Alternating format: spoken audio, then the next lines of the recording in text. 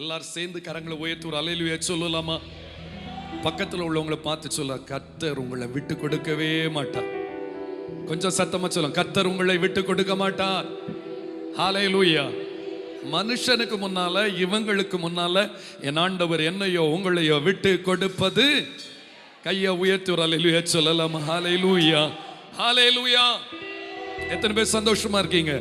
ஆண்டவர் பார்த்து சொல்ல போற காரியம், நீர் என்னை விட்டு கொடுக்கவே மாட்டீர் அல்லவோ, உமக்கு ஸ்தோத்திரம் என்று சொல்லி எல்லாரும் சேர்ந்து பாடுவோம். ஹல்லேலூயா. Thank you Lord.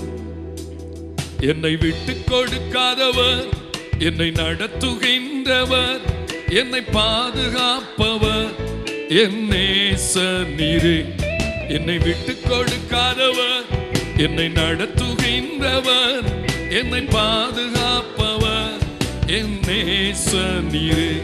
நான் வழி மாறும் போது என் பாதை காட்டினீர், என்னால் முடியாத போது என்னை தூக்கி நடத்தினீர். நான் வழி மாறும் போது என் பாதை காட்டினீர், என்னால் முடியாத போது என்னை தூக்கி நடத்தினீர். என்னை விட்டு கொடுக்காதவர், என்னை நடத்துகின்றவர், என்னை பாதுகாப்பவர் என் நேசர் நீரே. என்னை விட்டு கொடுக்காதவர், என்னை நடத்துகின்றவர், என்னை பாதுகாப்பவர் என் நேசர் நீரே. நான் பாவம் செய்த போது என்னை உணர்த்தி நடத்தினீர், உம்மை நோகடித்த போது உம் கிருபையால் மன்னித்தீர்.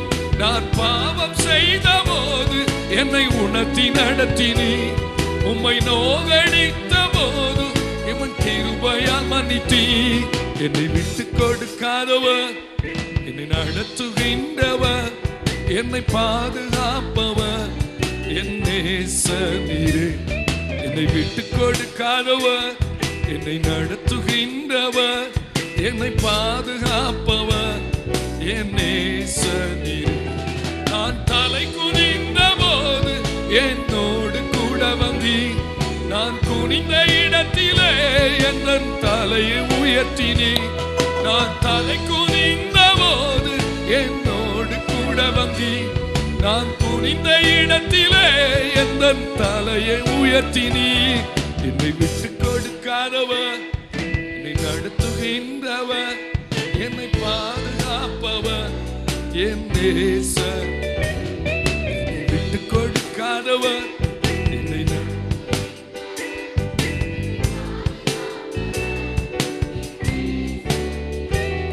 நான் வேண்டிக் கொள்வதெல்லாம் என் வாழ்வில் தருகின்றீர். நான் நினைப்பதற்கும் மேலா என்னை ஆசீர்வதிக்கின்றீர். நான் வேண்டிக் கொள்வதெல்லாம் என் வாழ்வில் தருகின்றீர். நான் நினைப்பதற்கும் மேலா என்னை ஆசீர்வதிக்கின்றீர். என்னை விட்டு கொடுக்காதவர், என்னை நடத்துகின்றவர், என்னை பாதுகாப்பவர் என் நேசர் நீரே. என்னை விட்டு கொடுக்காதவர், என்னை நடத்துகின்றவர், என்னை பாதுகாப்பவர் என் நேசர் நீரே. என்னை பாதுகாப்பவர் என் நேசர் நீரே. என்னை பாதுகாப்பவர் என் நேசர் நீரே. அல்லேலூயா.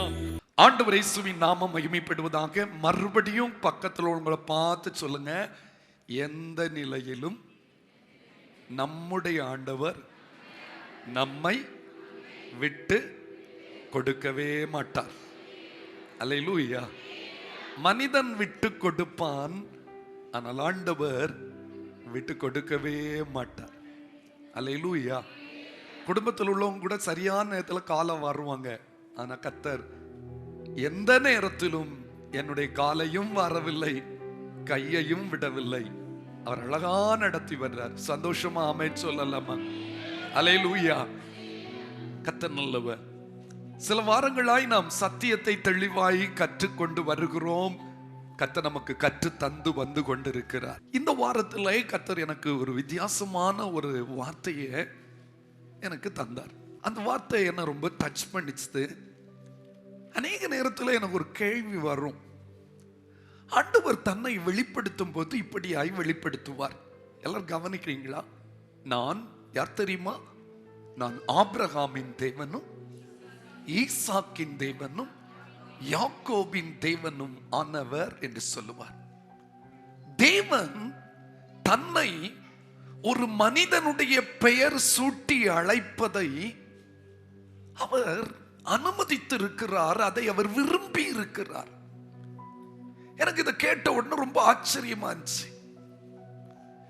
அண்ட சராசரத்தை சிருஷ்டித்த அன்பு ஆண்டவர் தன்னுடைய பெயருக்கு முன்னால சாதாரணமான மனிதர்களின் பெயரை சூட்டி இருக்கிறார். அது எப்படி நடக்கும்? அந்த அளவு தன்னை தாழ்த்தி விட்டாரா? மேபி இருக்கலாம், உண்மைதான். ஆனா அது மட்டுமல்ல, நான் சொல்லுவேன், அந்த மனிதர்களுடைய பெயரை போடக்கூடிய அளவுக்கு அவர்கள் தகுதி உடையவர்களாய், அவர்கள் தனித்தன்மை மிக்கவர்களாய் இருந்திருக்கிறார்கள். நல்லா கவனிக்கணும். நீங்களும் நானும் கூட இப்படிப்பட்ட அந்த முற்பிதாக்களில் காணப்பட்ட சில சிறப்பான அந்த அனுபவங்களை உடையவர்களாய் இருந்தால் நம்ம பெயரையும் அவருக்கு பெயருக்கு முன்னால போட்டுக் கொள்வதற்கு அவர் தயங்க மாட்டார். எனக்கு இந்த வார்த்தைகள் ரொம்ப ஆச்சரியம் அருளினது. என்னைக்காவது நீங்க சிந்திச்சு பார்த்திருக்கீங்களா? ஏன் ஆண்டவர் தன்னை வெளிப்படுத்தும் பொழுது நான் ஆபிரகாமின் தேவன், ஈசாக்கின் தேவன், யாக்கோபின் தேவன் என்று ஏன் அவர் அப்படி சொன்னார் என்று எண்ணி இருக்கிறீர்களா? வேதாகமத்திலே எத்தனையோ பரிசுத்தவான்கள் இருந்த பொழுதும் இந்த 3 பேருடைய பெயரையும் தன்னுடைய பெயரோடு இணைத்து சொல்லுவதற்கு காரணம் என்ன? நான் பைபிளை தியானித்த பொழுது சில ஆச்சரியம் அளிக்கும் அனுபவங்களை இந்த முற்பிதாக்கள் உடையவர்களாய் இருந்தபடியினால் தான் தேவன் அவருடைய பெயரோடு கூட இவருடைய பெயரை இணைத்து வைத்திருக்கிறதை கண்டு நான் ஆச்சரியப்பட்டேன். ஒன்றை புரிந்து கொண்டேன், நம்மையும் அப்படி அவர் எதிர்பார்க்கிறார். நம்மிடத்திலும் அவ்வண்ணமான சுபாவங்களும் அவ்விதமான சாயல்களும் வர வேண்டும் என்று என் ஆண்டவர் எதிர்பார்க்கிறார். அல்லேலூயா. எனக்கு ஒரு சின்ன ஆசை, ஒருவேளை அது பேராசையா கூட இருக்கலாமோ. ஒரு நாள் ஆண்டவர் உங்கள்கிட்ட வந்து சொல்லணும், நான் ஜெயக்குமாரின் தேவனும் அப்படின்னு சொல்லணும்னா நான் அந்த மாதிரி மாறணும்ல. அவர் சொல்லுவார். ஆனால் நான் அந்த அளவுல மாறி இருந்தால் அவர் சொல்ல தயங்க மாட்டார். ஆபிரகாம் என்று எடுத்த உடனே நீங்களும் நானும் அவரை எப்படி பார்ப்போம் தெரியுமா? விசுவாசிகளின் மறுக்கவே முடியாது. ஆனால் அவிசுவாசியாய் இருந்து விசுவாசியாய் மாறினவன் என்பதுதான் உண்மை. நம்மை போல அநேக அவிசுவாசங்கள் அந்த மனிதனிடத்திலும் இருந்தது. ஆனால் அந்த அவிசுவாசம் அகலுவதற்கு அவன் இடம் கொடுத்து விசுவாசம் பெருகுவதற்கு அவன் உறுதி பூண்ட பொழுது அவன் விசுவாசிகளின் தகப்பன் என்று பெயர் எடுக்க முடிந்தது. அதிலும் ஆபிரகாமின் விசுவாசம் என்று சொன்ன உடனே நாம் விசுவாசத்தினால் அவன் எல்லாவற்றையும் பெற்றுக்கொண்டான் என்று தான் நினைத்துக் கொண்டிருக்கிறோம். விசுவாசம் என்பது நம்பப்படுகிறவைகளின் உறுதியும் காணப்படாதவைகளின் நிச்சயமாயிருக்கிறது என்று எபிரேயர் 11 சொல்லுகிறது. அதனுடைய 6வது வசனம் சொல்லுகிறது, விசுவாசம் இல்லாமல் தேவனுக்கு பிரியமாய் இருப்பது கூடாத காரியம். ஏனென்றால் தேவனிடத்தில் சேருகிறவன் அவர் உண்டென்றும் அவர் தம்மை தேடுகிறவர்களுக்கு பலன் அளிக்கிறவர் என்றும் என்ன செய்ய வேண்டும்? விசுவாசிக்க வேண்டும். இன்றைய கிறிஸ்தவர்கள் ஆண்டவரை விசுவாசிப்பது எதற்கு தெரியுமா? ஆசீர்வாதத்தை பெற்றுக் கொள்வதற்கு. விசுவாசத்தோடு எதை கேட்டாலும் அதை நான் உனக்கு, இந்த ஒரு வார்த்தையும் தான் உங்களுக்கு தெரியும். விசுவாசம் என்பது பெற்றுக்கொள்வதற்கு மாத்திரமா? இல்லை, விசுவாசம் எப்படிப்பட்டது என்பதை நான் உங்களுக்கு காண்பிக்க விரும்புகிறேன். எப்பொழுதுமே நாம் விசுவாசத்தின் ஒரு பக்கத்தையே படித்துக் கொண்டிருந்திருக்கிறோம். விசுவாசித்தா நீ தேவனுடைய மகிமையை, விசுவாசித்தவளே பாக்கியவதி, கர்த்தரால் சொல்லப்பட்டவைகள் அவளுக்கு. விசுவாசிக்கிறவன் வெட்கப்பட்டு. இந்த வாசகங்கள் எல்லாம் நம்ம பிடித்துக் கொண்டு நான் நம்மை விசுவாசிக்கிறேன் என்று ஜெபிப்பது வழக்கம். ஆனால் இந்த விசுவாச வீரனாகிய விசுவாசிகளின் தகப்பனாகிய ஆபிரகாமின் வாழ்விலே இருந்த விசுவாசத்தின் இன்னொரு கோணத்தையும் உங்களுக்கு இன்றைக்கு விளக்கி காண்பிக்க விரும்புகிறேன். எத்தனையோ முறை நான் இவைகளை படித்திருந்தாலும் சமீப நாட்களிலே என் ஆண்டவர் எனக்கு அதை மிக தெளிவாய் கொஞ்சம் புரிய பண்ணினார். முழுமையாய் புரிந்து விட்டேன் என்று சொல்ல முடியாது, ஆனால் எனக்கு புரிந்ததை நான் உங்களுக்கு காண்பிக்க விரும்புகிறேன். அந்த ஆபிரகாம் என்கிற பரிசுத்த தெய்வ மனிதனுடைய விசுவாச வாழ்க்கையை கண்ட தேவன் அவனை தன்னுடைய பெயரோடு கூட இணைத்துக் கொள்வதற்கு, அவனுடைய தேவன் நான் என்று சொல்லிக் கொள்வதற்கு அவர் வெட்கப்படவில்லையாம். நிச்சயமாய் நான் சொல்ல முடியும், நீங்களும் நானும் கூட இப்படிப்பட்ட விசுவாச வாழ்க்கை உடையவர்களாய் இருந்தால் அவர் என்னுடைய உங்களுடைய பெயரை போட்டு இவர்களின் தேவன் என்று சொல்லிக் கொள்ள தயங்க மாட்டார். உடனே அதை செய்வதற்கு அவர் எழும்புவதற்கு ஆயத்தமாய் இருக்கிறார். அதுதான் இன்னைக்கு ஒரு கேள்வி கேட்க, ஆபிரகாமின் தேவன் ஏன்? இதுதான் இந்த செய்தியின் தலைப்பு. ஏன் ஆண்டவர் ஆபிரகாமின் தேவன் என்று தன்னை வெளிப்படுத்துகிறார்? தொடர்ந்து ஈசாக்கின் தேவன் என்று ஏன் வெளிப்படுத்துகிறார்? யாக்கோபின் தேவன் ஏன் என்று தன்னை வெளிப்படுத்துகிறார் என்பதை வரும் நாட்களில் நாம் தியானிக்க போகிறோம். ஆனால் இந்த வார்த்தை என்ன ரொம்ப டச் பண்ணிச்சது. இதற்கு ஆதாரமாக எல்லாரும் வேதாகமத்தை எடுத்துக்கொள்ள போறீங்க. எபிரேயர்கள் எழுதின நிருபத்துக்கு 11வது அதிகாரம் விசுவாச வீரர்களின் பட்டியல் சொல்லப்பட்டிருக்கிறது. அந்த விசுவாச வீரர்களில் இருந்து இன்றைக்கு ஆபிரகாமை முழுமையாய் தியானிப்பதற்கு நேரம் இல்லை. சில காரியங்களை நான் உங்களுக்கு காண்பிக்க விரும்புகிறேன். 11வது அதிகாரம் அதனுடைய 16வது வசனத்தை நான் உங்களுக்கு காண்பிக்க விரும்புகிறேன். வாசிக்க கேட்கலாமா? அதை அல்ல, அதிலும் மேன்மையான பரம தேசத்தையே விரும்பினார்கள். ஆகையால் தேவன் அவர்களுடைய தேவன் என்னப்பட வெட்கப்படுகிறது இல்லை.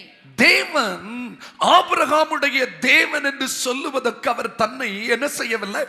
வெட்கப்படவே இல்லை. அதாவது சொல்ற, நான் ஆபிரகாமின் தேவன். ஏன்? காரணம் என்ன? அப்படி இந்த ஆபிரகாமின் தேவன் என்று ஆண்டவர் சொல்லக்கூடிய அளவுக்கு இந்த ஆபிரகாமிடத்தில் காணப்பட்ட சில விசுவாசத்தின் அனுபவங்களை நான் உங்களுக்கு காண்பிக்க போகிறேன். எல்லாரும் எடுத்துக்க போறோம். அதே அதிகாரத்தில் தான் நிக்கிறேன், வேற எங்கேயும் போக மாட்டேன். 11வது அதிகாரத்தை திருப்பிக் கொண்டீங்களா? 8வது வசனத்தை பார்க்கலாமா? 8வது வசனம். விசுவாசத்தினாலே, எல்லாரும் கவனிக்கணும், விசுவாசத்தினாலே ஆபிரகாம் தன் சுதந்திரமாக பெறப்போகிற இடத்திற்கு போகும்படி அழைக்கப்பட்ட போது, ஆபிரகாம் தான் சுதந்திரமாக பெறப்போகிற இடத்துக்கு போகும்படி சொல்லுங்க, அழைக்கப்பட்ட போது கீழ்ப்படிந்து தான் போகும் இடம் இன்னதென்று அறியாமல் புறப்பட்டு போனான். தான் போகும் இடம் இன்னதென்று அறியாமல் புறப்பட்டு போனான். எல்லாரும் சேர்ந்து இந்த கடைசி 2 வரியை பாருங்க. தான் போகும் இடம் இன்னதென்று அறியாமல் எதினாலே புறப்பட்டு போனான்? முதல் வரி சொல்லுகிறது, விசுவாசத்தினாலே ஆபிரகாம் தான் சுதந்திரமாக பெறப்போகிற இடத்துக்கு போகும்படி அழைக்கப்பட்ட போது கீழ்ப்படிந்து தான் போகும் இடம் இன்னதென்று அறியாமல் புறப்பட்டு போனான். வலது கரத்தை உயர்த்தி ஒரு அல்லேலூயா சொல்லுங்க. இந்த வசனத்தை நீங்க வாசிப்பீங்கல்ல, என்னைக்காவது இதை சிந்தித்து பார்த்தீர்களா? விசுவாசம் என்ன செய்யும்? நாம் கற்றுக்கொண்ட விசுவாசம் அற்புதத்தை கொண்டு வரும், ஆசீர்வாதத்தை அள்ளித்தரும், ஆச்சரிய வாசல்களை திறந்து விடும், அனுகூல கதவுகளை நமக்கு ஆதரவாக்கி காட்டிவிடும். இப்படியே நாம் படித்து இருக்கிறோம். இது உண்மை, மறுக்கவில்லை. ஆனால் இன்னும் ஒரு கோணம் இருக்கிறதே அந்த விசுவாசத்திலே. அடுத்த படிக்கு நாம் ஏற வேண்டிய அவசியம் இருக்கிறதே. அந்த படி என்ன? திரும்ப எல்லாரும் சேர்ந்து வாசிக்க போறோம். சத்தமா வாசிப்போம். எல்லாரும் சேர்ந்து வாசிக்கலாமா? விசுவாசத்தினாலே ஆபிரகாம் தான் சுதந்திரமாக பெறப்போகிற இடத்துக்கு போகும்படி அழைக்கப்பட்ட போது கீழ்ப்படிந்து தான் போகும் இடம். இப்படி யாராவது புறப்பட்டு போவாங்களா? ஒரு இடத்துக்கு போறீங்க, எங்க போறீங்க? நம்ம ஊர் வழக்கத்தின்படி சும்மா போறோம். எங்க போறோம்? சும்மா போறோம். அப்ப நமக்கு தெரியும் இவன் நம்மகிட்ட, சொல்லுங்க, பொய் சொல்றான். அவனுக்கு தெரியும் அவன் எங்க போகணும். யாருமே எங்கே போக வேண்டும் என்ற அறிவு இல்லாமல், தெளிவு இல்லாமல் புறப்பட்டு போவது. கரங்களை உயர்த்தி ஒரு அல்லேலூயா சொல்லுங்க. அப்படி ஒரு மனிதன் காலையில எழும்பி எங்க போனோன்னே தெரியல, புறப்பட்டாச்சு அப்படின்னு ஒருத்தன் அவன் பாட்டுக்கு போயிட்டு இருந்தான்னா அவனை நீங்களும் நானும் என்ன சொல்லுவோம்? நீங்க சொல்லிட்டீங்க, தெளிவே இல்ல, புத்தி இல்ல, மர கலந்துட்டு, இப்படித்தானே சொல்லுவோம். அடா இவனை பாருடா, எங்க போறான்னு கேட்டா எங்க போறான்னு தெரியாதுன்னு சொல்றான். இவெல்லாம் ஒரு மனிதனா என்று சொல்லி அவனை அலட்சியமாய் அற்பமாய் பரிகாசம் பண்ணி இருப்போம். ஆனா இந்த ஆபிரகாமுடைய விசுவாசத்தை பாருங்க. ஆண்டவர் கூப்பிட்டார், தேவா நான் காண்பிக்கும் தேசத்துக்கு நீ என்ன செய், போ. எந்த தேசம்னே சொல்ல, நீ போ, புறப்பட்டு வா, அவ்வளவுதான். அவ்வளவுதான். அவன் ஆண்டவருக்கு கீழ்ப்படிந்தானா, தான் போகும் இடம் இன்னதென்று அறியாமல் வலது கரத்தை உயர்த்தி அல்லேலூயா சொல்லு. இப்ப பாருங்க, நமக்கு எல்லாருக்கும் என்ன சொல்லணும்? இத்தனாம் தேதி உங்களுக்கு இப்படி ஒரு அற்புதம் சொல்லுங்க நடக்கும். நீங்க இங்க இருந்து இந்த இடத்துக்கு என்ன செய்ய போறீங்க? போக போறீங்க. அடுத்தது அங்கிருந்து இத்தனை வருஷத்துக்கு அப்புறம் இங்க வர போறீங்க. இப்படின்னு டோட்டல் ஃபிகரையும் சொல்லி முடிச்சுட்டா அப்படி ஒரு சந்தோஷம் இருக்கும். என்ன ஒரு நல்ல தேவன். அல்லேலூயா. ஆனா இந்த மனிதன் அப்படி கிடையாது. புறப்பட்டு வான்னு சொன்னாரு, புறப்பட்டு காலை எடுத்து வச்சாச்சு. எங்க கொண்டு போகணுமோ அவர் என்ன செய்வார்? என்ன கொண்டு போவார். அவர் தான் சொல்லி இருக்கிறாரு, கர்த்தர் நித்தமும் உன்னை நடத்தி மகா வறட்சியான காலங்களில் உன் ஆத்துமாவை. என் ஆண்டவர் அப்படித்தான் சொல்லி இருக்கிறார், நான் உன்னை நடத்துவேன் என்று சொல்லி இருக்கிறாரு. ஒழிய எப்படி நடத்துவேன், என்னைக்கு நடத்துவேன், எங்கே நடத்துவேன், எந்த இடத்துக்கு கொண்டு போவேன் என்பதை நீங்கள் அறிய முயற்சிக்க வேண்டாம். விசுவாசத்தோடு கால் எடுத்து வைங்கள். அருமையான பக்தன் சொல்லுகிறார், நாங்கள் தரிசித்து நடவாமல் விசுவாசித்து நடக்கிறோம். ஏன்? நாளைய தினத்தை குறித்து நாங்க என்ன செய்வதில்லை, கவலைப்படுவதில்லை. பிளான் பண்ணியா, பிள்ளை பிறந்தாச்சு பாத்தியா, பெண் பிள்ளை வேற பிறந்திருக்கு பாத்தியா, பிளான் போட்டாச்சா, 18 வருஷத்துக்கு அப்புறம் 21 வருஷத்துக்கு அப்புறம் பிக்சர் போட்டியா, போஸ்ட் ஆபீஸ்ல அக்கௌண்ட் ஓபன் பண்ணிட்டியா, பிளானிங் இத்தனை வருஷத்துக்கு இத்தனை வருஷத்துக்கு. ஆனா இந்த மனிதனுக்கு தெரியாது. வீட்டை விட்டுட்டு, ஜாதியை விட்டு, ஜனத்தை விட்டு, குடும்பத்தை விட்டு, ஊரை விட்டு, எல்லாவற்றையும் விட்டு விட்டு வான்னு சொன்னார். எங்க போறோம்னு தெரியாது. ஆனால் என்னை அழைத்தவர் என்னை சரியாய் நடத்துவார் என்ற விசுவாசம் இருந்தபடினால் அவன் எங்கே போக வேண்டும் என்று தெரியாத பொழுது கூட புறப்பட்டு சென்றான். அல்லேலூயா. நம்மளா இருந்தா என்ன ஆண்டவரே டீட்டெயிலா சொல்லும். அங்கன்னா எங்க, அங்கன்னா எங்க, எத்தனை நாள் பிரயாணம், எங்க போகணும். ஆனா இவன் ஒண்ணுமே கேட்கலங்க. இந்த மனிதனிடத்துல தேவன் கண்ட ஒரு காரியம், கேள்வி கேட்காத ஒரு கீழ்ப்படிதல். அல்லேலூயா. போகிற இடத்தை அவன் அறியாவிட்டாலும் அவர் சொல்லுக்கு அடிபணிந்தான். ஆமென், ஸ்தோத்திரம். அத நான் எழுதியிருக்கேன், அறியாவிட்டாலும் அடிபணிந்தார். அதுதான் அவனுக்குள் இருந்த விசுவாசம். அதனால் தான் தேவன் சொன்னார், நான் ஆபிரகாமின் தேவன். நம்ம எல்லாம் ஃபுல்லா ப்ளூ பிரிண்ட் போட்டு கொடுத்த பிறகுதான் நான் வருவேன் என்று சொன்னால் ஒரு நாளும் நாம் அவருடைய வார்த்தைக்கு என்ன செய்ய முடியாது, கீழ்ப்படிய முடியாது. சிலர் சொல்லுவாங்க, ஞானஸ்நானம் எடுத்துருங்க. ஒண்ணு கேட்பாங்க, ஞானஸ்நானம் எடுத்துட்டா என் வீட்டு பிரச்சனை சொல்லுங்க சரியாயிருமா, என் வியாதி மாறிடுமா, என் குடும்பம் கட்டப்பட்டுருமா, என் பிள்ளை திருந்திருவானா, கண்டிஷன் போடுவாங்க. ஆனா இங்கே ஒரு கேள்வியும் கேட்கல. நீ சொல்லிட்டீரா, வெளியே வரணுமா, புறப்பட்டு வரணுமா, வர்றேன். நடந்த சம்பவம் என்ன தெரியுமா, கடைசி வரை கர்த்தர் அவனை அழகாய் நடத்தினார். வலது கரத்தை உயர்த்தி ஆமென் சொல்லுங்க. அல்லேலூயா, அல்லேலூயா. இயேசுவுக்கு பின்னால கேள்வி கேட்காம இறங்கி வந்தவங்களை இதுவரை கர்த்தர் கைவிட்டது இல்லை, இனி மேலும் அவர் கைவிட போவது இல்லை. எனக்கு இந்த வார்த்தை அவ்வளவு ஆச்சரியமா இருந்துச்சு. நீங்களும் நானும் செய்ய முடியாது, செய்யவில்லை.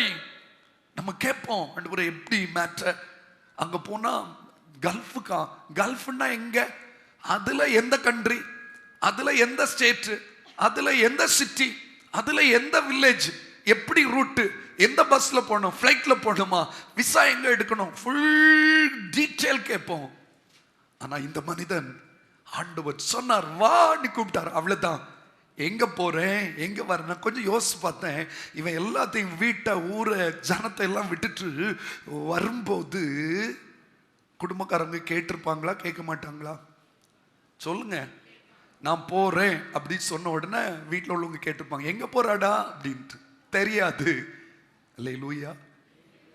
யாரெல்லாம் போறீங்க, நாங்க குடும்பமா போறோம். குடும்பமா போறீங்களா, அங்க போய் எப்படி பிழைப்பீர்கள் தெரியாது. ஆண்டவர் சொன்னார் போறோம். ஆண்டவர் சொன்ன உடனே போயிருவியா, உனக்குன்னு ஒரு சுய புத்தி சொல்லுங்க இல்லையா அப்படின்னு கேட்பாங்க. ஆனா பைபிள் சொல்லுது, உன் சுய புத்தியை சாராமல், கர்த்தர் சொல்லுகிற வார்த்தைக்கு கேள்வி கேட்காமல் கீழ்ப்படிந்து பாருங்கள். ஆண்டவர் உங்களை குறித்து ஆச்சரியப்படுவார். சந்தோஷப்படுவது மட்டுமல்ல, உங்களை தன்னுடைய பெயரோடு இணைத்துக் கொள்வதற்கு தயங்க மாட்டார். அல்லேலூயா. சத்தமா அல்லேலூயா சொல்லுங்க. அப்ப முதலாவது இந்த மனிதனிடத்தில் கிடைத்த ஒரு நல்ல குணம் என்ன தெரியுமா, போகிற இடத்தை பற்றி, போகிற பாதையை பற்றி, போகிற தேசத்தை பற்றி அறியாவிட்டாலும் ஆண்டவருடைய வார்த்தைக்கு அடிபணிந்தார். கையை உயர்த்தி சொல்லுங்க, என்ன சொன்னாலும் ஹல்லேலூயா, நீர் என்ன சொன்னாலும் நான் அதை செய்வதற்கு ஆயத்தமாய் இருக்கிறேன்னு சொன்னவங்க மட்டும் உங்க கரத்தை உயர்த்துங்க பார்க்கலாம். ஹல்லேலூயா, ஹல்லேலூயா. நீர் சொல்றத நான் செய்கிறேன். அருமையான சாமுவேல் பிள்ளையாண்டவர் சொல்கிறாரு, சொல்லும் கர்த்தாவே அடியேன் கேட்கிறேன். அப்போஸ்தலன் பவுல் சொல்கிறார், ஆண்டவரே நான் என்ன செய்ய நீ. ஆமென், ஹல்லேலூயா. உண்மை தெரியாது, பிடிச்சு கைலாகு கொடுத்து அங்க கொண்டு உட்கார வச்சுட்டாங்க. 3 நாள் அவனுக்கு எங்க போகணும், என்ன செய்யணும் ஒண்ணுமே தெரியாது. 3 நாள் புசியாமலும் குடியாமலும் உட்கார்ந்து ஜெபம் பண்ணிட்டு இருக்கான். ஆண்டவர் அவனை பற்றி இன்ட்ரோடியூஸ் பண்றாரு, அட்ரஸ் கொடுக்கிறார். அந்த வீட்டுக்கு போ, அங்கே ஒருவன் இப்பொழுது ஜெபம் பண்ணுகிறான். அவ்வளவுதான். அவனுக்கு என்ன செய்யணும் தெரியாது. ஆனா கர்த்தரோடு நெருங்கி இருந்தான். இன்றைக்கு நாளைய தினத்தை குறித்து ஒன்னும் கேள்வி கேட்காதுங்க. நாதன் இயேசு பார்த்துக் கொள்வார். அன்புக்குரியவர்களே, நாளைய தினத்தை குறித்து கலங்கிட்டு இருக்கீங்களா? பிள்ளைகளுடைய எதிர்கால வாழ்க்கை குறித்து சிந்தித்துக் கொண்டிருக்கீங்களா? அழைத்தவர் ஒருவர் இருக்கிறார்ல, அவருக்கு சத்தம் கேட்டு தானே நீங்க கீழ்ப்படிந்தீங்க. அவர் உங்களை கைவிட மாட்டார். ஆபிரகாமை போல நாளைய தினத்தில் என்ன நடக்க போகிறது என்பதை அறியாமல் இருக்கலாம். ஆனால் ஆண்டவருடைய வார்த்தைக்கு கீழ்ப்படிவாயானால் ஆச்சரியமாய் கர்த்தர் உன்னை நடத்துவார். விசுவாசிக்கிறவங்க மட்டும் கையை உயர்த்த முடியுமா? கேள்வியே கேட்க மாட்டேன். நாளைக்கு என்ன நடக்கும்னு அவர்கிட்ட கேட்க மாட்டேன். அவருக்கு வார்த்தைக்கு நான் கீழ்ப்படிவேன். அவர் சொல்லுவதை நான் செய்வேன். அவர் என் காரியங்களை மிக ஆச்சரியமாய் நடத்துவார். நல்லா கவனிங்க. இந்த ஆபிரகாம ஆண்டவர் எங்கேயாவது கைவிட்டாரா? எங்கேயாவது கை ஏந்த வைத்தாரா? யாருக்கு காலையாவது போய் விழ வைத்தாரா? இல்லவே இல்லை.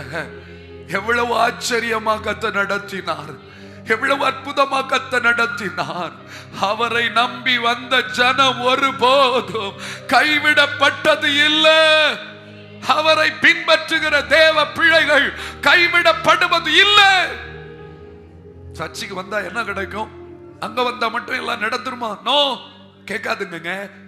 அவரை நம்பி வந்திருக்கிறேன். ஹல்லேலூயா. என்ன வந்தாலும் நான் நம்புவேன் ஐயா. யார் கைவிட்டாலும் நான் பின் செல்வேன். கையை உயர்த்தி சொல்வோமா? என்ன வந்தாலும் நம்புவேன் என் நேசர் மீட்பரை. யார் கைவிட்டாலும், யார் கைவிட்டாலும் பின் செல்வேன் எனது இயேசுவை. அகல ஆழ அகல ஆழ உயரமா எவ்வளவு அன்பு கூர்ந்தார். என்ன துன்பங்கள் வந்தாலும் அவர் என்னை கைவிட மாட்டார். என்ன துன்பங்கள் வந்தாலும் அவர் என்னை ஆமென். ஹல்லேலூயா. 83வது வயதுல போலிகார்ப் என்கிற ஒரு தெய்வ ஊழியக்காரனை உயிரோட தீ வைத்து எரிக்கிறாங்க. இயேசுவை மறுதலிக்க சொன்னாங்க. அவர் சொன்னாரு, 83 வயது வரையில என் ஆண்டவர் என்ன நடத்தினார், இதுவரை எனக்கு அவர் ஒரு தீமையும் செய்யலையா. அவரை நான் மறுதலிக்கவே மாட்டேன். உயிரோட காலில் இருந்து அவரை கொளுத்தி அப்படியே அவர் செத்து போனார். கர்த்தரை நம்பி வந்திருக்கோம்ல, அவரை தானே நம்பி இருக்கிறோம். அவர் இப்படி எல்லாம் செய்வேன்னு சொன்னதுனால தான் நீங்க வந்தீங்களா? இல்லது வா என்னை பின்சல். அழகா நடத்துவார். சொல்லுங்க, அழகா நடத்துவார். பக்கத்துல பார்த்து சொல்லுங்க, கலங்காதுங்க, குழம்பாதுங்க. உங்களையும் உங்க பிள்ளைகளையும் உங்க தலைமுறைகளையும் தேவன் எவ்வளவு அருமையா நடத்துவார் தெரியுமா? எவ்வளவு அருமையா நடத்துவார் தெரியுமா? இந்த அறிவு எனக்கு ஆச்சரியமும் எட்டாத. எனக்கு உண்மையில இந்த வசனத்தை பேசும்போது அவ்வளவு சந்தோஷமா இருக்குது. அநேகர் இடத்துல கூட குழப்பத்தை உண்டாக்குவாங்க. பிள்ளைகள் இருக்குல்ல, சேர்த்து எடுத்து வைக்கணும். கொஞ்சம் பொம்பளை பிள்ளை இருக்கு தெரியுமா, அறிவு இருக்கா, எல்லாத்தையும் அள்ளி அள்ளி அங்க கொண்டு கொடுத்துட்டு வராத. ஆனா எனக்கு தெரியும், நான் ஒன்னும் சேர்த்து வைக்கல. ஆனா கர்த்தர் கைவிடவில்லை. கர்த்தர் நடத்துவார், கர்த்தர் நடத்துவார். விசுவாசத்தோட இறங்கி வாங்கய்யா. உங்க பிள்ளைகளை கர்த்தர் பார்த்துக் கொள்வார். உங்க தேவைகளை கர்த்தர் சந்திப்பார். அவருடைய சத்தம் கேட்டு இறங்கி வந்த தேவ பிள்ளைகள் கைவிடப்படுவது இல்லை. எங்க போறா, என்ன நடக்கும்? இப்ப பெண்டிகாஸ்ட் சர்ச்சுக்கு போறா, அங்க போனா உனக்கு என்ன நடக்கும் தெரியுமா? உன் ஃபியூச்சர் எப்படி இருக்கும், பிள்ளைக்கு காரியம் எப்படி நடக்கும், குழப்புவாங்க. நீங்க சொல்லணும், நான் யார நம்பியும் போகல, என்னை அழைத்த தேவனுடைய வார்த்தைக்கு கீழ்ப்படிந்து போகிறேன். அவர் இன்றளவும் என்னை நடத்தினது உண்மை.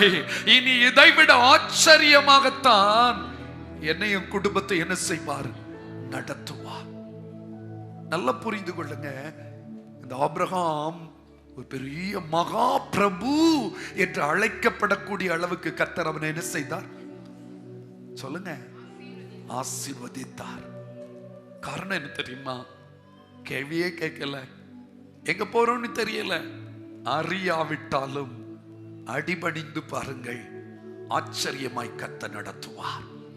இரண்டாவதாக அதே அதிகாரத்தில் அந்த ஆபிரகாம் பற்றி இன்னும் சொல்லப்பட்டிருக்கிறது. 9வது வசனம், எபிரேயர் 11ஆம் அதிகாரம் 9வது வசனம். விசுவாசத்தினாலே விசுவாசத்தினாலே அவன் வாக்குத்தத்தம் பண்ணப்பட்ட தேசத்திலே அவன் வாக்குத்தத்தம் பண்ணப்பட்ட தேசத்திலே பரதேசியை போல் சஞ்சரித்து அந்த வாக்குத்தத்தத்திற்கு உடன் சுதந்திரராகிய ஈசாக்கோடும் யாக்கோபோடும் கூடாரங்களிலே குடியிருந்தான். நல்லா கவனிக்கணும். விசுவாசத்தினாலே அவருடைய வார்த்தைக்கு கீழ்ப்படிந்து பின் செல்லுகிறார். இரண்டாவது பார்ப்பீர்களே, ஆனால் விசுவாசத்தினாலே அவன் வாக்குத்தத்தம் பண்ணப்பட்ட தேசத்திலே எப்படி சஞ்சரித்தார்? அந்த வாக்குத்தத்தத்துக்கு உடன் சுதந்திரராகிய ஈசாக்கோடும் யாக்கோபோடும் எங்க குடியிருந்தானா? கர்த்தர் நல்லவர். எனக்கு ஆச்சரியமா இருந்துச்சு. பைபிள் அந்த மனிதனை பற்றி சொல்லும்போது ஆதியாகமம் 12ஆம் அதிகாரத்துல தான் 11 கடைசியில இருந்து சரித்திரம் தொடங்குகிறது. 12வது அதிகாரத்துல ஆசீர்வதிப்பேன் என்று ஆண்டவர் சொல்லுகிறார். 13வது அதிகாரத்துல நீங்க வந்து பார்ப்பீர்களே, ஆனால் ஆசி கணக்கில்லாம பெருகிடுச்சு. பூமி என்ன செய்ய முடியல, தாங்க கூடாத அளவுக்கு கர்த்தர் அந்த மனிதனை என்ன செய்தாரு? ஆசீர்வதித்து இருக்கிறார். ஆபிரகாமுடைய வீட்டுல வேலைக்காரங்க எத்தனை பேர் இருந்தாங்க? 318 பேர் இருந்தாங்க. பக்கத்துல பார்த்து சொல்லுங்க, எத்தனை பேர் வீட்டுல? ஆபிரகாம் வீட்டுல உள்ள வேலைக்காரங்க மொத்தம் 318. உங்க வீட்டுல எத்தனை பேர் இருக்காங்க? சோத்திரம். நானே அதை விட பரிதாபத்தில் இருக்கேன் அப்படின்னு கேக்குறீங்க. 318 பேர் அவங்க வீட்டுல வேலை செய்தாங்க. அவ்வளவு செல்வ செழிப்பு இருந்துச்சு. ஆனா அந்த மனிதனை பற்றி இங்க எழுதப்பட்டிருக்குது, அவன் வாக்குத்தத்தம் பண்ணப்பட்ட தேசத்திலே எப்படி சஞ்சரித்தானா? நம்மளை யாராவது சொல்லுங்க, நம்மளை யாராவது பரதேசி பயல அப்படின்னு சொல்லிட்டா போதும், வாடகைக்காது கை வாங்கி அவனுக்கு ஒண்ணு அதெல்லாம் கொடுப்பாங்களா? நல்லா கவனிக்கணும். நமக்கு அப்படி சொல்றதுக்கு மனசே இல்ல.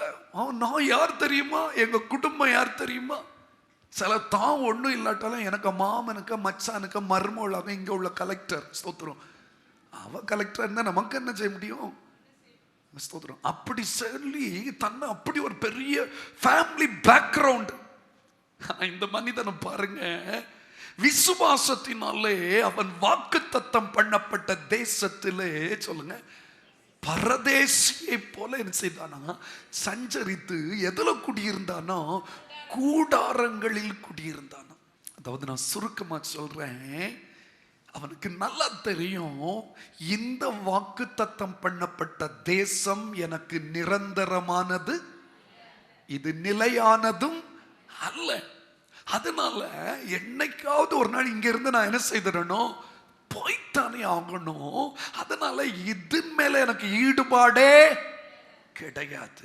இது நான் வந்த தேசம், இனி நான் போகிறது தான் சொந்த தேசம். இது நிலையற்ற தேசம்.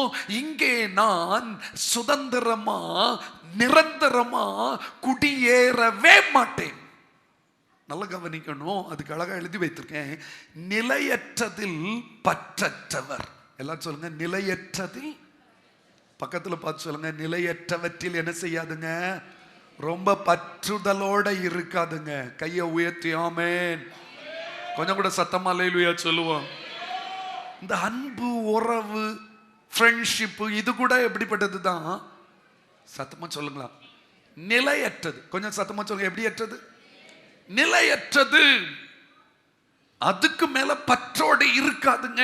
அப்படிதான் வசனம் சொல்லுகிறது. ஏன் ஆபிரகாமை ஆண்டவர் தன்னுடைய பேரோடு சேர்த்து சொல்றது? நான் ஆபிரகாமின் தேவன் சொல்றதுக்கு காரணம், அந்த மனிதன் இங்கே இருந்தாலும் இந்த பூமியின் மேல் அவனுக்கு என்ன கிடையாது? பற்றுதல் கிடையாது.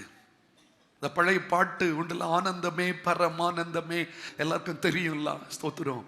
இங்க இந்த வசனத்துல கடைசியில் எப்படி இருக்கு? கூடாரங்களில் குடியிருந்தான். எல்லாரும் சேர்ந்து சொல்லுவோமா? கூடாரவாசிகள் ஆகும் நமக்கிங்கு வீடென்றும் நாடென்றும் சொல்லலாமோ? கூடாரவாசிகராகும் நமக்கிங்கு வீடென்றும் நாடென்றும் சொல்லலாமோ? கைவேலையல்லாத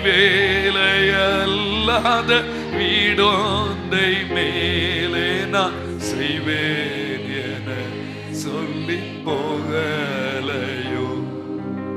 கைவேலையல்லாத வீடொன்றை மேலே நான் செய்வேன் என சொல்லி போக ஆனந்தமே பரமானந்தமே இயேசு அண்ணலைய நீனோர்கானந்தமே இயேசு அண்ண. இந்த அடியை பாடுவோமா? இந்த புவி ஒரு சொந்தமல்ல வென்று இயேசு என்னே சர்மொழிந்தனரே. இந்த புவி ஒரு சொந்தமல்ல என்று இயேசு என்னே சர்மொழிந்தனரே. இக்கட்டு துன்பமும் இயேசுவின் தொண்டர்க்கு இங்கே பங்காய் கிடைத்திடினோம். இக்கட்டு துன்பமும் இயேசுவின் தொண்டர்க்கு இங்கே பங்காய் கிடைத்திடினோம். அல்லேலூயா. நல்லா கவனிக்கிறீங்களா? இந்த வசனத்தினுடைய அர்த்தத்தை நாம் பார்த்த பொழுது, அதாவது நீங்களும் நானும் அந்நியன். எல்லாரும் சொல்லுங்க, என்னது? இந்த நாட்டுக்கு இந்த தேசத்துக்கு நாம் யாரு? சத்தமா சொல்லுங்களா? அந்நியன். கையை உயர்த்துற. அல்லேலூயா சொல்லுங்க. அல்லேலூயா. இப்போ ஒயிட் கலர்ல இருக்கிற ஒரு நபர் புதுக்குடியிருப்புல அங்கேயும் இங்கேயும் கிராஸ் பண்ணி நடந்துட்டே இருக்காருன்னு வைங்களா, அதாவது ஃபாரினர். நம்ம எல்லாரும் கொஞ்சம் எப்படி பார்ப்போம்? கொஞ்சம் வித்தியாசமா தான் பார்ப்போம். என்ன ஒரு புதுமுகம் நம்ம ஏரியாவில் தென்படுதே, அப்படிதான் நம்மளை பார்ப்பாங்க இந்த உலகம். இயேசுவுக்கு பிரியமா நடக்கும் போது என்ன வித்தியாசமா இருக்குது? நடை, உடை, பாவனை, பேச்சு, சிந்தனை எல்லாமே வித்தியாசமா இருக்குதே. ஃபாரினர் நாங்க. அல்லேலூயா, அல்லேலூயா. இன்னும் அழகா போட்டிருக்குது, வேற்று கிரகவாசி. என்ன கிரகவாசி சொல்லுங்க?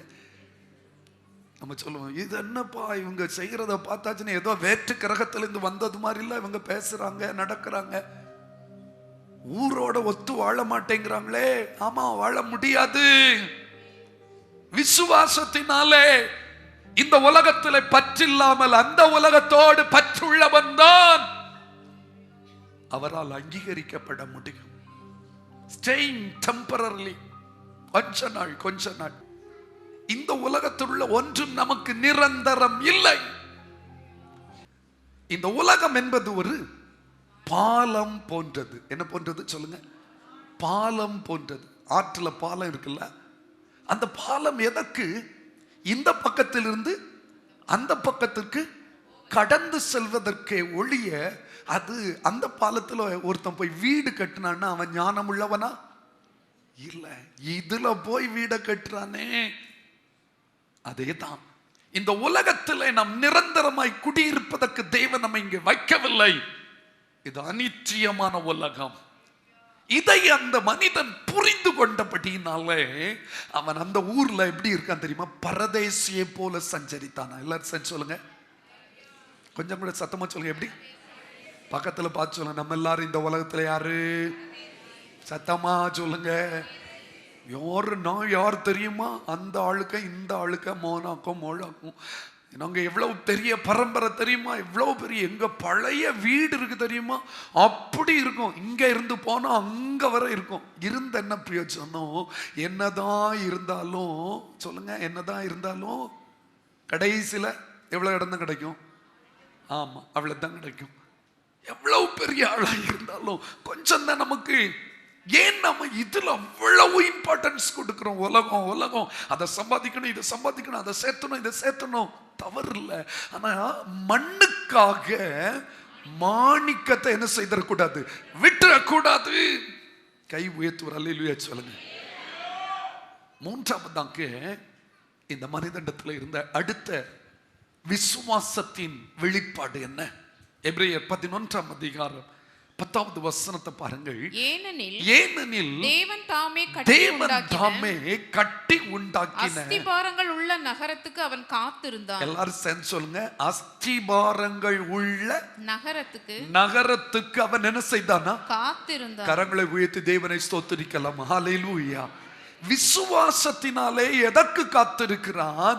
தேவன் தாமே கட்டி உண்டாக்கின அஸ்திபாரங்கள் உள்ள நகரத்துக்கு காத்திருந்தான். எத்தனை பேருக்குள்ள விசுவாசம் இருக்குது? கர்த்தர் எனக்கு ஒரு பெரிய பட்டணத்தை ஆயத்தப்படுத்தி கொண்டிருக்கிறார் என்று சொல்றவங்க மட்டும் கையை உயர்த்துங்க பார்க்கலாம்.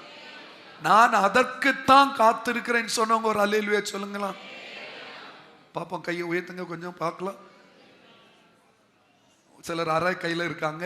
ஸ்தோத்திரம். முழுசா சொல்லுங்க, நான் ஆமாங்க அங்க போறதுக்கு தான் காத்திருக்கேன். சும்மா டயலாக் விடுவாங்க, எனக்கு இந்த உலகத்துல வாழவே பிடிக்கல அப்படின்னு சொல்லி, அப்போ வாங்க வாங்க கொன்றுவோம் அப்படின்னு தலையை கட் பண்ண போய் பாருங்க, இயேசுவே அப்படின்றவாங்க. அப்ப அவங்களுக்கு எங்கே இருக்கணும்னு ஆசை, இங்கே உட்கார்ந்துடணும்ட்டு. ஆனா இந்த மனிதன் ஏன் அங்க கூடாரத்திலே உட்கார்ந்துருந்தான் தெரியுமா? கூடாரன்னா டக்குனு தூக்கிட்டு வேற இடத்துக்கு போட சொன்னா போகலாம். அவர் என்ன சொல்றாரோ அதுக்கு செய்துட்டே இருப்பேன். பட் இங்க நான் இருக்க போகிறது இல்லை என்பது எனக்கு நிச்சயம். நான் எதுக்காக வெயிட் பண்ணிட்டு இருக்கேன்? தேவன் தாமே கட்டி உண்டாக்கின அஸ்திபாரங்கள். சத்தமா சொல்லுங்க, அஸ்திபாரங்கள் இல்ல, அதாங்க பரலோகம். எல்லாம் சொல்லுங்க அல்லேலூயா. பரம எருசலேமே பரலோகம் விட்டிறங்குதே, அலங்கார மணவாட்டியா அழகாக ஜொலித்திடுதே. ஒரு முறை கூட, பரம எருசலேமே பரலோகம் விட்டிறங்குதே, அலங்கார மணவாட்டியா அழகாக ஜொலித்திடுதே. அல்லேலூயா. கொஞ்சம் கூட சத்தமா அல்லேலூயா சொல்லுங்க. ஆமென். எத்தனை பேர் அந்த நகரத்துக்காக காத்திருக்கிறீங்க? ஆமென்.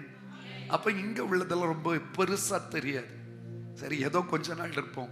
என்கிட்ட சில சர்ச்சில் சில அம்மாமாரெல்லாம் இருக்காங்க, வயசான அம்மாமார். அப்படி நான் சொல்லுவேன், நீங்க வச்சிடுங்கம்மா, உங்களுக்கு செலவுக்கு வேணும்ல காணி. இல்லை இல்லை இல்லை இல்லை, நான் நாளைக்கு இருக்கேனான்னு எனக்கு சொல்லுங்க தெரியாது. எனக்கு இங்க என்ன பாச, கஞ்சி தாரா என் பிள்ளை போதும், மீதி எல்லாம் அங்க வீடு கட்டுறதுக்கு அனுப்புங்க அப்படின்னு அப்பல. எனக்கு ஆச்சரியமா இருக்கும். ஒரு பைசா அவங்களுக்கு நீ வைக்க மாட்டாங்க, எடுத்து கொடுத்துட்டே இருப்பாங்க. ஸ்தோத்திரம். இப்படிப்பட்ட சில ஆத்மீக ஆழங்களை இந்த மனிதன் விசுவாசத்தினாலே பெற்றுக் கொண்டிருக்கிறார். அதுதாங்க விசுவாசம். எல்லாரும் சொல்லுங்க, அடுத்த மூன்றாவது விசுவாசம் என்ன தெரியுமா? நிலையானதற்காய் நான் என்ன செய்வேன்? காத்திருப்பேன். எனக்கு அற்புதம் நடக்கணும், ஆசீர்வாதம் நடக்கணும், இதுக்காக நம்ம காத்திருக்கிறோம். ஆனா அந்த ராஜ்யத்துக்காய் காத்திருக்கிறவங்க எத்தனை பேர் உண்டு? 3 காரியம் சொன்னேன், வேகமா சொல்லுங்க பார்க்கலாம், சத்தமா சொல்லுங்க. முதலாவது, அறியாவிட்டாலும் அடிபணிந்தார். இரண்டாவதாக, நிலையற்றதில் பற்றற்றவராயிருந்தார். மூன்றாவதாக, நிலையானதற்காக காத்திருந்தார். எப்படி எத்தனை பேர் அந்த நிலையானதற்காய் காத்திருக்கிறீங்களோ அதுக்கு விசுவாசம் வேணும். அதுக்கு விசுவாசம் வேணும். என்ன இத்தனை வருஷமா இயேசு வருகிறார், பரலோகம் வருதுன்னு சொல்றீங்க, ஒன்னும் வரலையே. ஆனா எனக்கு விசுவாசம் இருக்குது. ஏற்ற நாட்களிலே கர்த்தர் மேகங்களின் மேல் என்ன செய்ய போகிறார்? வரப்போகிறார். கர்த்தர் தாமே ஆரவாரத்தோடும் பிரதான தூதனுடைய சத்தத்தோடும் தேவ எக்காலத்தோடும் என்ன செய்ய போகிறார்? இறங்கி வரப்போகிறார். இந்த விசுவாசத்தினால தான் இந்த உலகத்துள்ள எல்லாவற்றையும் உதறிவிட்டு அவரை நோக்கி ஓடிக்கொண்டிருக்கிறேன். இப்படிப்பட்ட விசுவாசத்தை உடைய அந்த மனிதனை என் ஆண்டவர் தன்னுடைய பெயரோட இணைத்து கொண்டார். ஹல்லேலூயா. அடுத்த வசனத்தை பாருங்க. இன்னொரு வசனத்தை சொல்ல விரும்புகிறேன். 11ஆம் அதிகாரம் 13வது வசனத்திலிருந்து. இவர்கள் எல்லாரும் வாசிக்கலாமா? இவர்கள் எல்லாரும் வாக்குத்தத்தம் பண்ணப்பட்டவைகளை அடையாமல், வாக்குத்தத்தம் பண்ணப்பட்டவைகளை அடையாமல் தூரத்திலே அவைகளை கண்டு. எல்லாரும் சொல்லுங்க, எங்க கண்டார்கள்? இப்ப நம்மளும் தூரத்துல காண்கிறோம் என்று சொன்னவங்க மட்டும் கை வைத்துங்க. அங்க இருக்குது, சீக்கிரமா அந்த பரலோகம் என்ன செய்ய போறது, விட்டு இறங்கி வரப்போகுது. தூரத்துல கண்டு நம்பி நம்பி அணைத்து கொண்டு பூமியின் மேல் தங்களை அந்நியரும் பரதேசிகளும் என்று அறிக்கையிட்டு, எல்லாரும் சேர்ந்து சொல்லுங்க, பூமியின் மேல் தங்களை அந்நியரும் பரதேசிகளும் என்று என்ன செய்தார்கள், அறிக்கையிட்டு விசுவாசத்தோட மரித்தார்கள். என்ன செய்துட்டாங்க, அவங்க மரிச்சிட்டாங்க.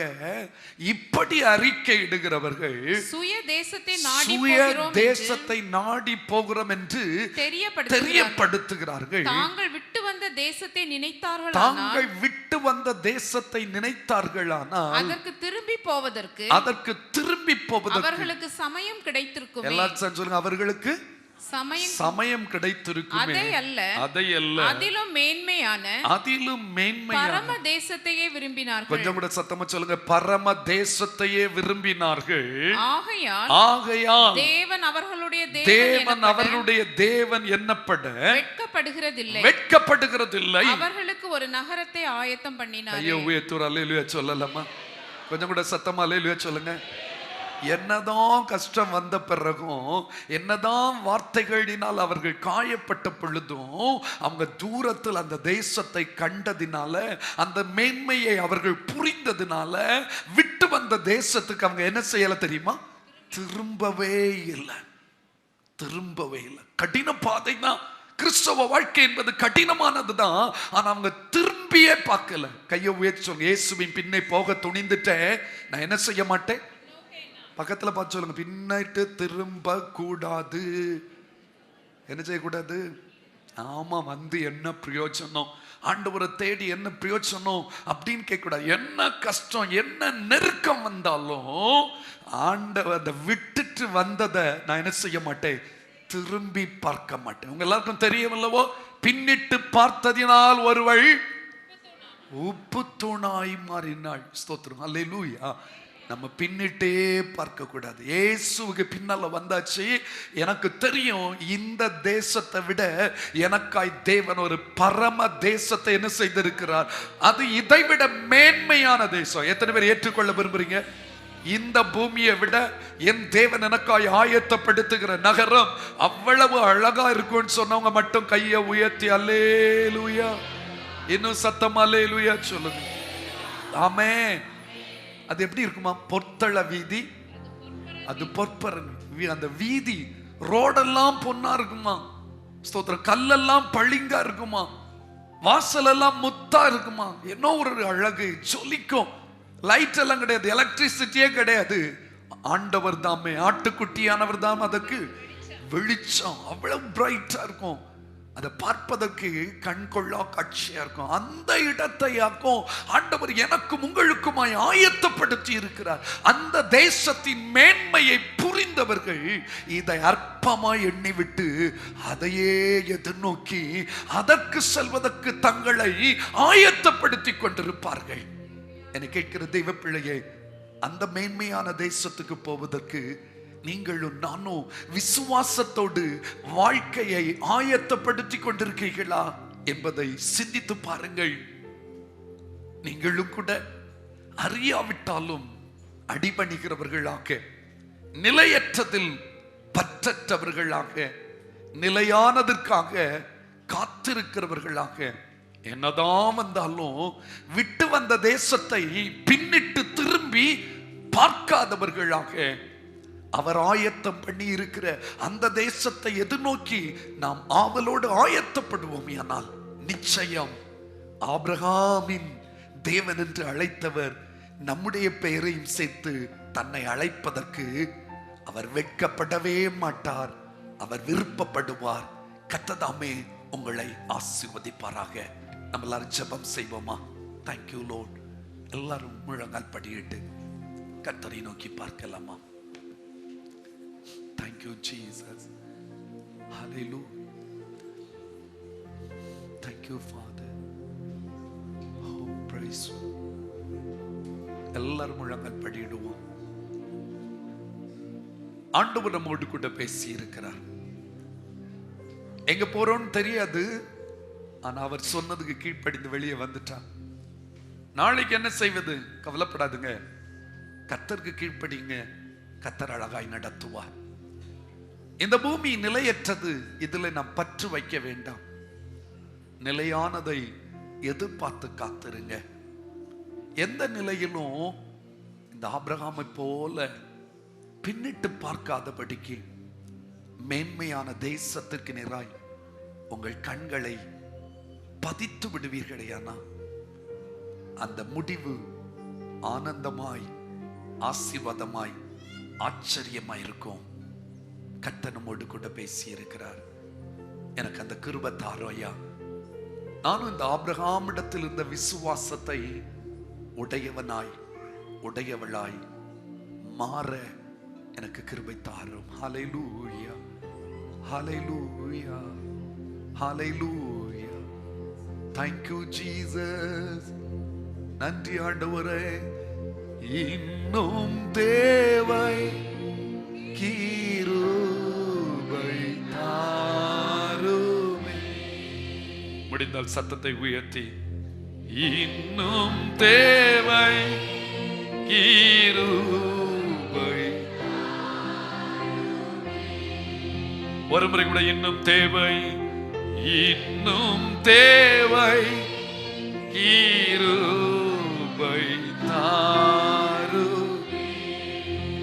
எல்லாரும் வலது கரத்தை உயர்த்தி, ஆண்டவரே இந்த ஆபிரகாம் இடத்துல இருந்த அந்த விசுவாசம் எங்களுக்கு வேணும்பா. ஏதோ உலக பிரகாரமான ஆசீர்வாதத்தை பெற்றுக் கொள்ளுகிற விசுவாசத்தோடு எங்கள் விசுவாசம் குன்றி விடாதபடிக்கு, அதையும் தாண்டி மேலோக நாட்டத்தை உடைய அளவுக்கு அந்த விசுவாச வாழ்க்கையில வளர எங்களுக்கு கிருபை தாரும். அங்க விசுவாசம் என்பது ஏதோ நன்மையை பெற்றுக் கொள்வதற்கு மட்டும் என்று நினைத்தோம். ஆனால் அது பரம தேசத்தை சுதந்தரித்துக் கொள்வதற்கு எங்களுக்குள் ஒரு ஆழமான மாற்றத்தை உண்டாக்குகிறது என்பதை உணர்ந்து கொண்டோம். ஆண்டவரே, அவனமான ஒரு ஆத்மீக மாறுதல் எங்களுக்கு வேண்டும் என்று கேட்பீர்களா? எங்களுக்குள்ளே இந்த உலகம் பெருசா பாதிப்பை ஏற்படுத்தாதபடி பரலோகம் ஒரு பெரிய தாக்கத்தை உண்டு பண்ணட்டும். ஆண்டவரே சொல்லுங்க, ஜெபிங்க. தகப்பனே, இந்த நாளின் ஆராதனையில உம்முடைய வார்த்தையை நீர் எங்கள் நடுவில் வெளிப்படுத்தினீரப்பா. ஆபிரகாமின் தேவன் என்று அழைக்கப்படுவதற்கு நீர் வெட்கப்படவில்லை என்பதற்கான காரணத்தை நாங்கள் கற்று புரிந்து கொண்டோம். புரிந்து கொண்டது மட்டுமல்ல, அதை எங்கள் வாழ்க்கையில நாங்கள் கடைபிடித்து நாங்களும் அந்த உயர்ந்த நிலைக்கு உயர்த்தப்பட, ஆத்மீக ஜீவியத்தில் வளர்ச்சி அடைய கிருபை தாரும். இந்த செய்தியை கேட்ட ஒவ்வொருவருக்குள்ளும் ஒரு ஆழமான உணர்வு கொடுப்பா. கர்த்தருடைய சமூகம் இந்த மாதத்திலும் தம்முடைய பிள்ளைகளை சூழ்ந்து கொள்ளட்டும். குடும்ப வாழ்வுக்கு தேவையான நன்மைகளை கட்டளையிடும். எதிர்பார்த்திருக்கிற முடிவுகளை அருளி செய்யும்.